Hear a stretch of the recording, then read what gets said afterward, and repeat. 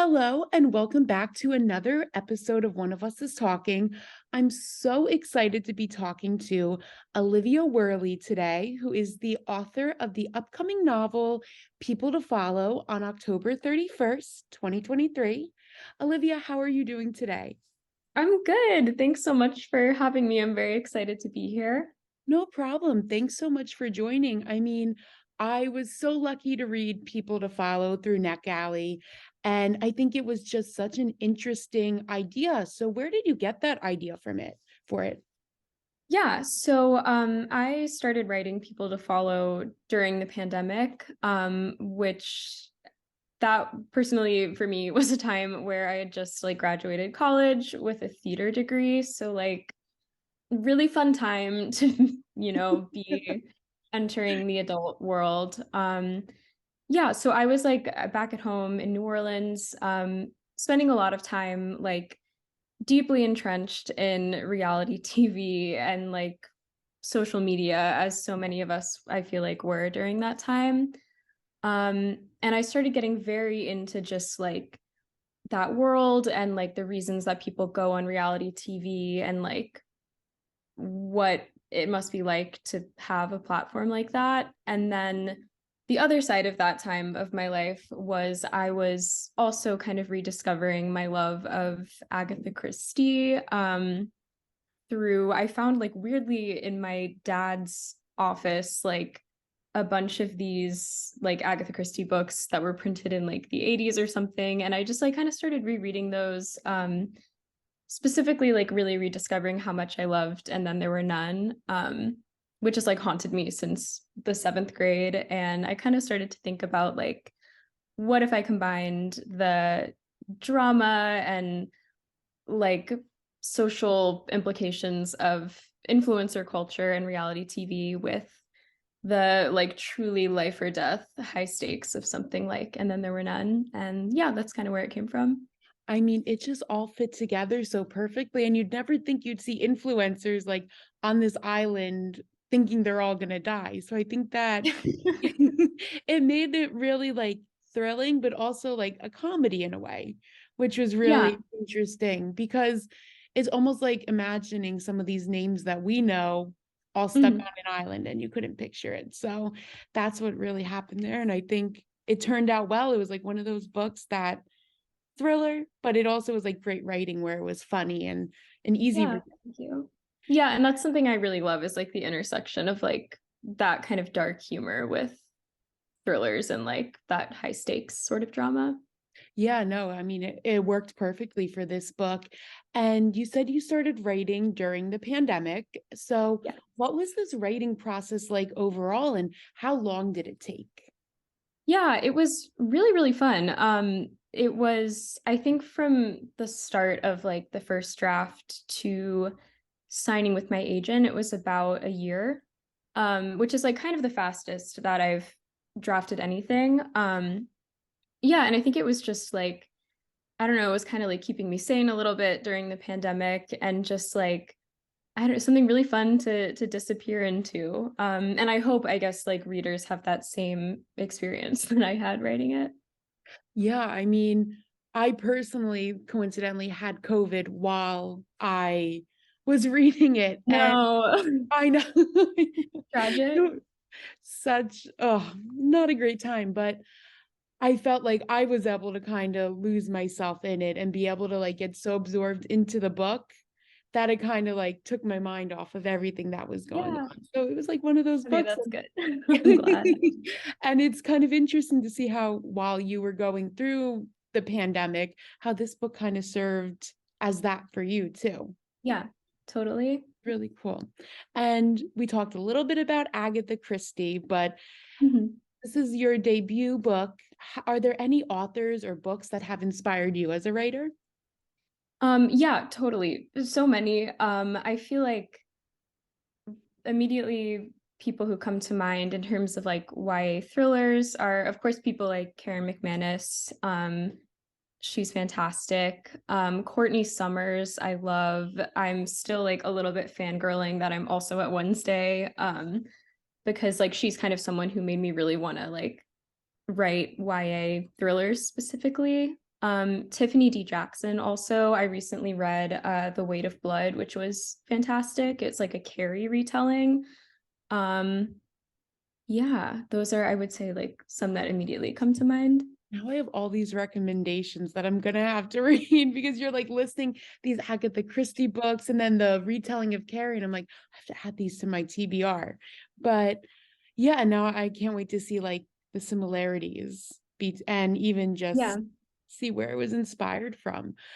And what you did so well in the book was that you had four different point of views from Mhm. Elodie, Kiera, Max, and Logan.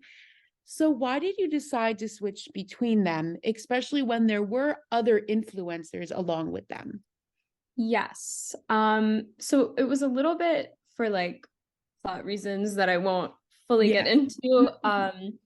But there actually was like a very early like baby version of this idea that only made it like 40 pages where I was writing like third person kind of switching between everyone, and I realized very quickly that that was like not going to be sustainable. I needed like three or four people to focus on.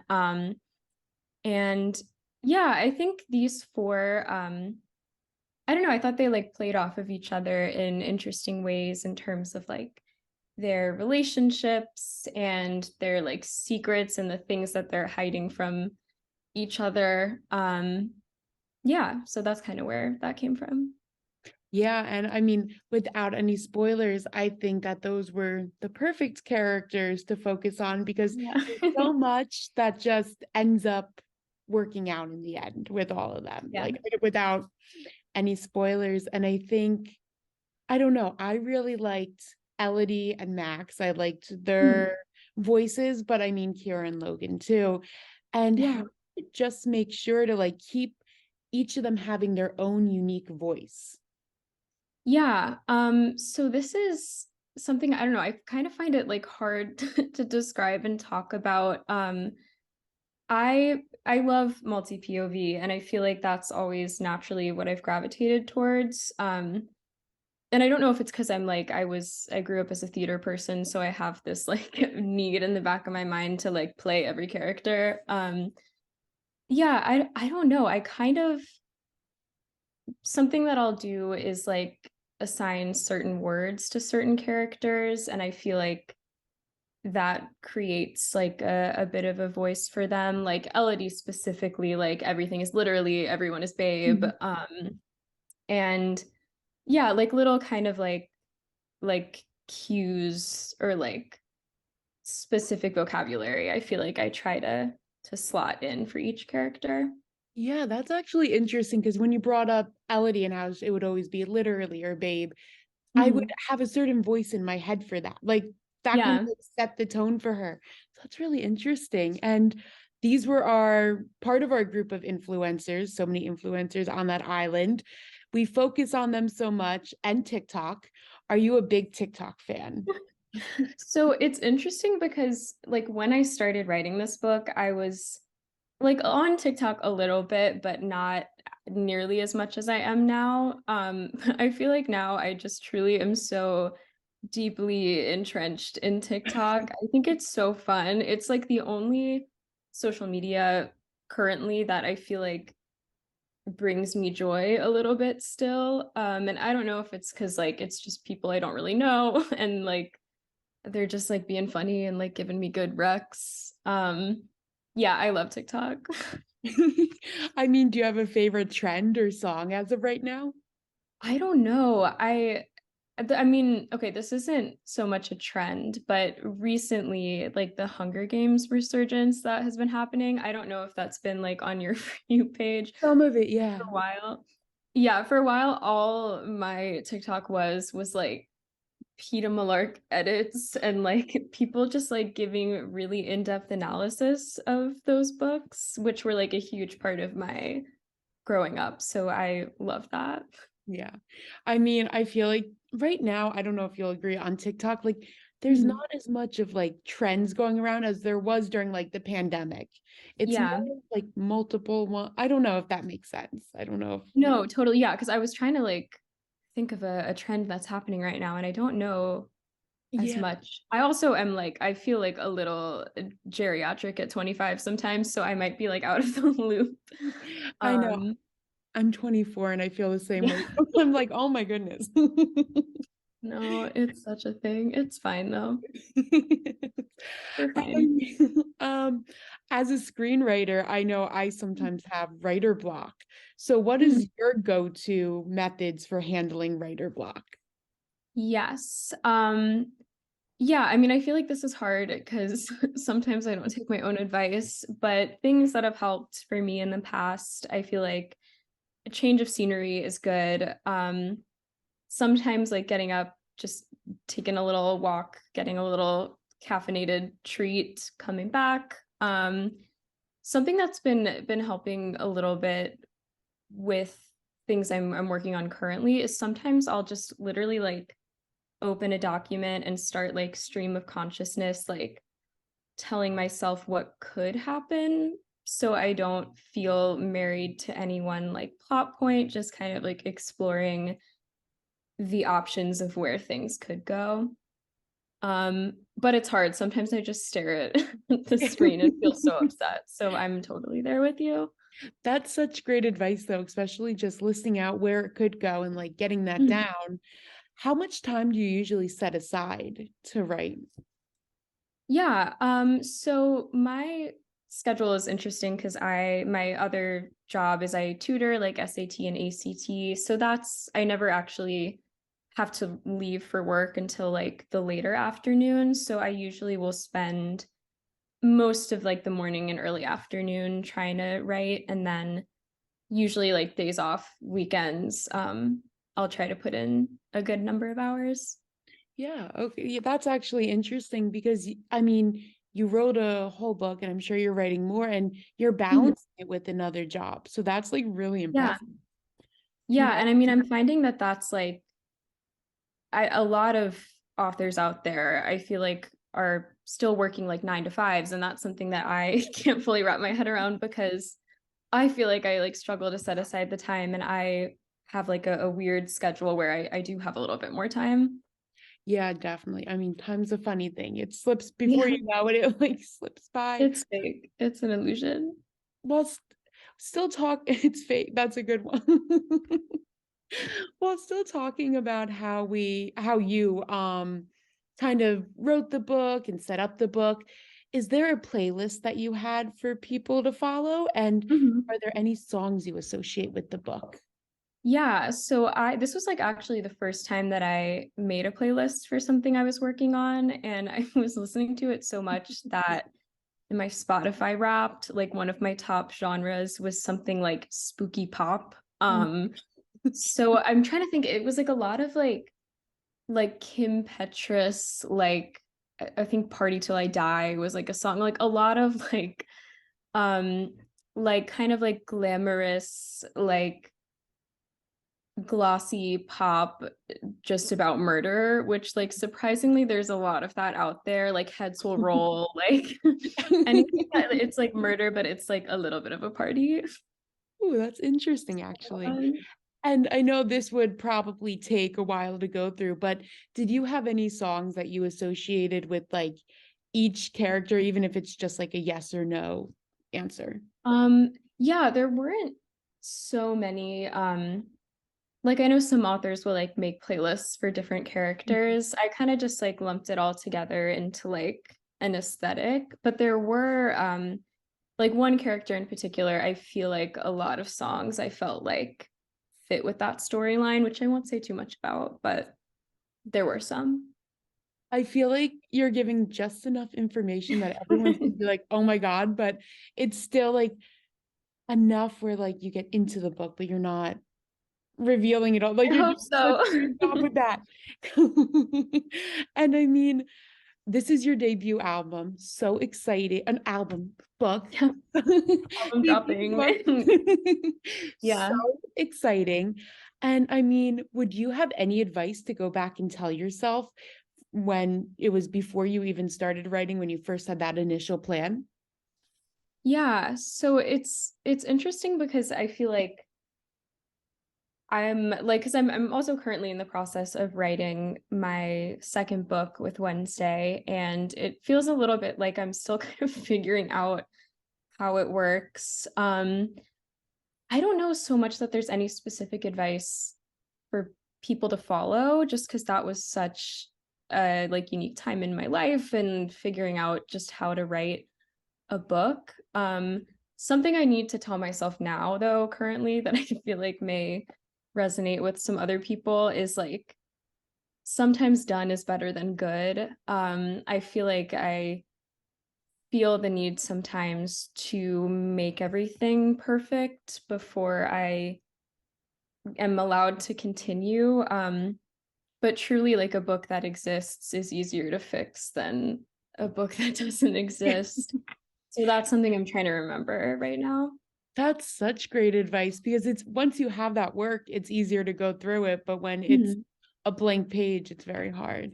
Yeah, Yeah. that's such great advice. Thank you. I know even I will take that advice for Oh, yeah. myself, and I hope our listeners also do because that's amazing. Yes. And And you're it's right. definitely, I did not come up with that. I'm sure I heard it somewhere. But yeah, I think it's good. Advice passed down is always great too. And congratulations on writing a second book. That's also very Oh exciting. yeah, thank you. No problem. I mean, very excited to hear more about that one. But would you ever consider writing a people to follow sequel and coming back and seeing these characters? Yeah, so I definitely did and still do envision people to follow as a standalone. But like I'll never say never if someone wants wants me to do that. That could happen. But yeah, I feel like I really like where it ended up and like there's like kind of a little bit of open-endedness. But yeah, I think I feel good about it as a standalone. Yeah, even as a reader, you have enough where you know it's the end and you're content with it because you don't want Mhm. it to, I don't know, like it makes sense to finish there, but I don't know, like also the characters were so fantastic and lovable. Like knowing more about them is Mhm. always a great thing, but I think it definitely did end as a reader, like very satisfying. Oh, good. Thank you. And do you have do you see yourself in any of these characters? Maybe did you write any of them? You're like, oh, that kind of reminds me of myself. Yeah, so I usually there's never any like one character where I'm like this one is me. But I know I've noticed that I do this thing where I feel like I have to give every character like a little bit of myself in order to feel like more connected to them and to have that in with them. So it feels a little bit like I'm like, you take this character flaw of mine and you take this character flaw and we'll all figure it out together. But yeah, especially with like writing a character like Max, who's like not like I don't know, just being like a cis man is not something that I can personally relate to very much. So trying to like imbue him with some of my own things sometimes helped as like an in to that character. Oh yeah, definitely. I mean, I feel like how you said it too, like kind of dispersing the different traits of yours toward Mhm. to the, I mean, because you don't want to make a character that's exactly you, but like kind of Yeah. being able to give them your own kind of in and like you said, flaws. Like, I don't know, Yeah. it's kind of for an interesting story, definitely, especially with them individually. And Yeah. the publishing industry, I think, is so daunting. It's very like Mhm. trying to make it and all of that. Do you have any advice for those who are looking to go into writing and becoming an author? Yeah, so something that I have been thinking about a little bit is and it like sounds kind of silly, but I really do believe that like a little bit of delusion goes a long way in terms of just like I don't know, like it's hard and I fully believe that everyone out there who's like really pursuing this will like find their people and their team and the people who are really going to love their work, but I think it kind of sometimes has to come from you first, in terms of just I don't know, I feel like it takes a little bit of delusion in a Yes. good way to be like, "I'm gonna write a book, and I'm gonna love it, and other people are gonna love it." I love, especially Yeah. because delusion. I think people like it works. I mean, I know even with this podcast, I was like, I'm gonna start a podcast and I'm gonna interview the Yeah, cast of One of Us is Lying. And I was like, it's yeah, never gonna happen. And then it did. And then now we're here and it's still yeah, continuing. So totally. delusion is Yes, it's like TikTok, like, lucky girl syndrome, like, I feel yes. that a little bit is Yes, useful in some totally. ways. No, that makes so much sense. So I have to ask, are you all good with hot seat questions? I love to do like little games. Sure. Yeah, Perfect. absolutely. So I'm gonna put you in the hot seat and I'm gonna ask you some shorter questions, but they're a little bit difficult. Okay. So, do you have a favorite book of all time? This is the hardest question that I have ever had to answer. I think if I had to choose currently, and this is I'm not giving a short answer, I'm really not following the instructions, No, don't worry. Sadie by Courtney Summers. I love that book so much. Yes. That, yes, Yeah. that is an intense thriller. And Yes. yeah, I agree. That's probably one of my favorites too. And do you have a favorite character and people to follow? Yes. I love them all. I feel like Elodie was the most fun to write in that Mhm. in a lot of ways she's like so different from me. Yeah, I loved Elodie. I mean, all of them were just so they were these dynamic characters that were so great to learn about. But I don't know, something about Elodie, like there's something just even while you're reading her and you're like, oh my God, she's like that girl. Yeah. It's also like she's so likable. So it's very hard, Oh, good. even while she's still her being herself. And Yeah. going off of influencers, do you have a favorite TikToker? Okay, I don't know if I do, but someone who's been kind of all over recently, and I think for like a lot of people is I think his handle is like Octopus Lover 8, and he just like he yeah, does those things where it's like someone will comment like do pink, finding out hot pink is a color, and he just like does these little skits. They're really silly and fun. Oh my gosh, I've never heard of him. I'm gonna have to look that up because I Yeah, don't it's very ever. fun. I'm gonna look him up. Yeah, very silly. And do you have a favorite influencer? I mean, maybe that's kind of the same question. Yeah, no, I someone who came to mind, I think, so I don't actually like follow a lot of like influencers, but like when writing this book, I was trying to like do some research, like watch some content. Kelly Stamps is a YouTuber who I was watching a lot, like when I was writing this book. She just has like a very interesting perspective on the influencer industry, I feel like. So she's someone that I whose content I have enjoyed. Another one I'm gonna have to look up because I don't think I've Yeah. ever. But all these TikTokers and influencers, it's so cool because they're able to just kind of like gain fame overnight through their Mhm. platform and like they become really big without even like in the blink of an eye. So that's really cool for them. But Yeah. I'll have to take a look. Yeah. And can you describe people to follow in three emojis? Yes.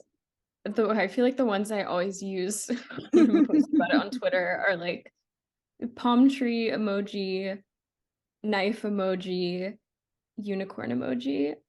Because of the cover, which Oh, canonically there is not a unicorn pool float in people to follow, but in my brain there is. I believe that is Elodie on the cover in my mind because it matches the description. Um, but yeah, in my mind, she's like thriving in the pool in a unicorn pool float. and everyone else is just kind of watching. I guess. That's just like the perfect dynamic of all of them. So, Yeah. did you get to design the cover? Was that No, it was, I mean, like Wednesday, I feel like just has fantastic covers across the board. And the cover designer was Carrie Resnick at Wednesday. But yeah, kind of like initially I got a cover design that was like very different from what we ended up with. And I said, great, love that. And then a couple months later, they sent me the new cover, which was totally different. And I said, great, love that even more. So they kind of just like gifted me this fantastic cover. And I like didn't really have a whole lot to do with it. That's so cool though, and that it like Yeah. fit in so well. And you had choices too. You had the first one or the second ones. Mhm. Oh, I don't know why my watch just went off, Oh but no, it's okay. sorry about that. And since this book, it's a lot about being on the island and kind of Mhm. like at first they think it's like kind of more of a travel destination. If you could get on a plane right now and go anywhere, where would you go? Yeah, I think this is probably still like a lingering side effect of the last season of The White Lotus, but I want to go to Sicily so bad. Oh, that's a nice place. Yeah, I've Well, never been. I've never been either. I mean, I love to travel, but I still have so many places to go. I don't Yeah, want to do anything like that. But I mean, thank you so much for this great interview. And I'm so of excited for course. all of my listeners to read People to Follow. Do you have any like last minute comment about what they can expect from the book or what you want them to take away from the book? Oh, I don't know. I just loved writing this book so much, and I am really proud of it, and I hope that everyone has as much fun reading it as I did writing it. Well, Olivia, thank you so much. It was great to speak with you. I'm so excited for the release and I can't wait to see what's next from you in the future. Yeah, thanks so much.